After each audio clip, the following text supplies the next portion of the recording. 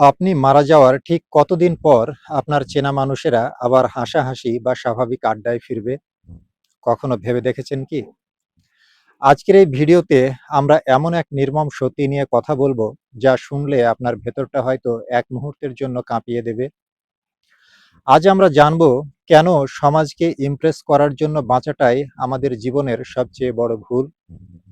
মানে সহজ কথায়, আজ আমরা আমাদের মুখোশটা খুলে আয়নার সামনে দাঁড়াবো। আজকের পর থেকে মানুষের মুখের প্রশংসার প্রতি আপনার লোভ সারা জীবনের জন্য কমে যাবে। মৃত্যুর পর আপনার প্রিয়জনদের কি হবে? একটা তেতো সত্যি কথা শুনতে চান? আপনি বা আমি মারা যাওয়ার পর বড়জোর ৩ থেকে ৭ দিন মানুষ আফসোস করবে। ৪ নম্বর দিনে হয়তো আপনার জন্য একটা দোয়ার আয়োজন করা হবে। আর এর ঠিক পরের সপ্তাহ থেকেই চেনা মানুষেরা আবার স্বাভাবিক আড্ডায় ফিরবে। অফিসে গিয়ে কাজের ফাঁকে চা খাবে, হাসাহাসি করবে। জাস্ট কয়েকটা মাস পর আপনার প্রিয় জিনিসগুলো অন্য কেউ ব্যবহার করতে শুরু করবে।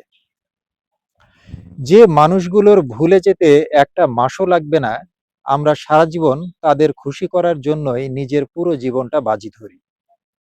আপনি মানেন আর নাই মানেন, সত্যি কথাটা হলো, কেউ কারো জন্য আজীবন বসে থাকে না।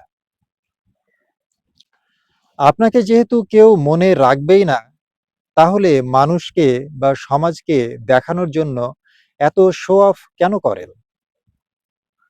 এখন অনেকেই হয়তো মনে মনে পাল্টা যুক্তি দেবেন, ভাই, সমাজকে না দেখালে মানুষ তো আমাকে দামই দেবে না। ভালো ব্র্যান্ডের জামা কাপড় বা দামি ফোন না থাকলে লোকে তো পাত্তাই দেয় না।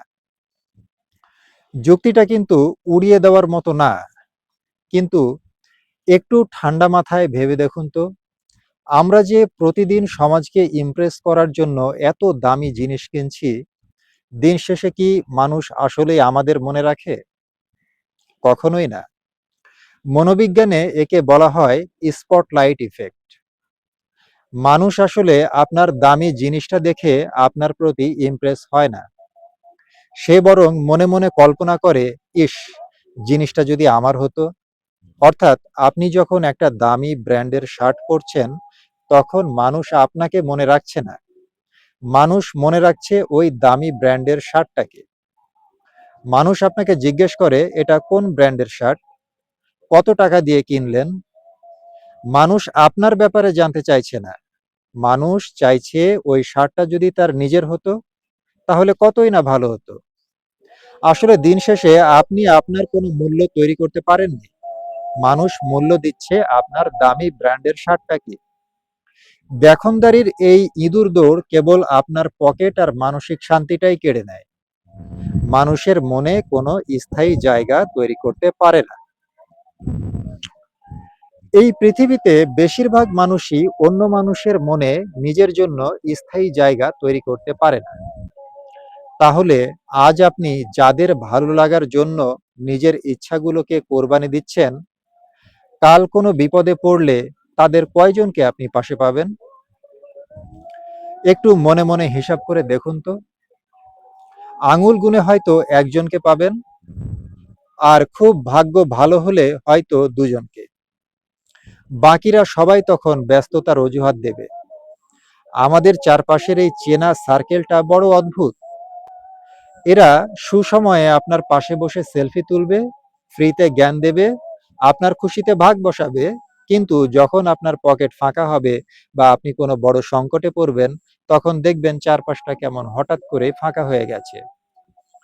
নিশ্চয়ই আপনার জীবনেও এমন কোনো চেনা মানুষের আসল রূপ আপনি কোনো এক কঠিন সময় দেখতে পেয়েছেন, তাই না? আজকাল আমাদের আরেকটা বড় রোগ হয়েছে। আমরা ফেসবুকে একটা স্যাড বা দুঃখের স্ট্যাটাস দিয়ে স্ক্রিনের দিকে তাকিয়ে থাকি, কয়টা কে আর রিয়াক্ট করলো, কে কি কমেন্ট করলো। মানে আমরা এক ধরনের সস্তা শান্তি খুঁজি সেখানে। কিন্তু একটু ভেবে দেখুন তো, স্ক্রিনের ওপাশে যে মানুষটা আপনাকে স্যাড রিয়াক্ট দিচ্ছে, সে কিন্তু এর পরের সেকেন্ডেই স্ক্রল করে একটা ফানি ভিডিও দেখে হা হা করে হেসে উঠছে। আপনি রিয়েল লাইফের কষ্টটা ওই ভার্চুয়াল দুনিয়ার সস্তা ইমোশন দিয়ে কখনো ভালো হতে পারে না। আমরা আসলে মানুষের মুখে দুটো প্রশংসার জন্য প্রতিদিন নিজের ভেতরের আসল মানুষটাকেই খুন করে ফেলছি। সমাজ আমাদের কাছে যা আশা করে, আমরা ঠিক সেই ছাঁচে নিজেদের জোর করে ফিট করার চেষ্টা করি। মানুষের মুখের একটুখানি বাহাবা পাওয়ার চক্করে আমরা আমাদের আসল আনন্দ, আমাদের নিজস্বতা আর আমাদের স্বপ্নগুলোকে প্রতিদিন একটু একটু করে শ্বাসরোধ করে মেরে ফেলছি। তাই দিন শেষে একটা গভীর সত্য আমাদের মেনে নিতেই হবে। আমাদের মৃত্যুর পর আমাদের চেনা মানুষেরা কত দ্রুত আমাদের ভুলে নিজেদের কাজে ব্যস্ত হয়ে যাবে। সেটা যদি আপনি একবার গভীরভাবে উপলব্ধি করতে পারেন, তবে আজ থেকেই লোকে কি ভাববে সেই চিন্তা করা ছেড়ে দেবেন। কাউকে ইমপ্রেস করার জন্য নিজের খাঁটি ইচ্ছাগুলোকে আর কখনো কোরবানি দিবেন না। জীবনটা আপনার, দিন শেষে হিসাবটাও আপনাকে একাই মেলাতে হবে। মানুষের মুখের প্রশংসা জোয়ার ভাটার মতো, আজ আছে তো কাল নেই।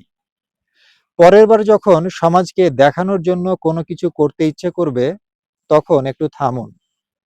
লম্বা একটা শ্বাস নিয়ে নিজেকে শুধু কয়েকটা প্রশ্ন করুন। আমার মৃত্যুর পর আমাকে কয়জন মনে রাখবে? কি জন্য মনে রাখবে? আমি কি এমন কিছু করছি যার কারণে মানুষ আমাকে মনে রাখবে?